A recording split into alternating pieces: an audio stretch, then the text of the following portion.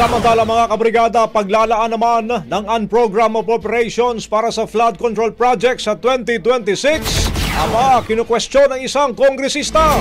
Brigada Haji Caaminyo, ibrigada mo! Brigada Live Report! Tiniyak ng Department of Budget and Management ang paglalagay ng sapat na safeguards upang hindi maabuso ang budget para sa unprogrammed appropriations sa susunod na taon. Sa interpelasyon ni House Assistant Minority Leader Shell Diokno para sa lump sum funds sa ilalim ng 2026 proposed national budget, inungkat nito ang nasa 250 billion pesos na unprogrammed appropriations para sa mga programa na karaniwan ay big ticket.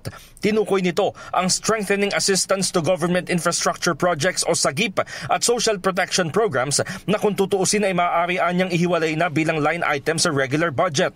Ayon kay House Appropriations Committee Chairperson Micaela Swansing na siyang sponsor ng lump sum, may mga extraordinary circumstances na kailangang humugot ng budget mula sa SAGIP. Ipinaliwanag ni Swansing na bahagi ng 80 billion pesos na alokasyon ang construction, restoration o improvement ng mga kalsada, tulay at flood control projects, pati na financial assistance para sa indigent individuals. Lahat naman ito ay bahagi ng urgent at high priority programs na nangangailangan ng suporta ng gobyerno.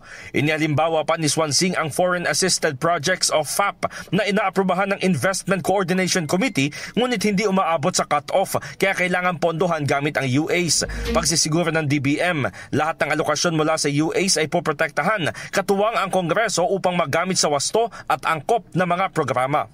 In the heart of changing lives, ako si Brigada Haji Caaminyo ng 105.1 Brigada News FM Manila, the Music and News Authority.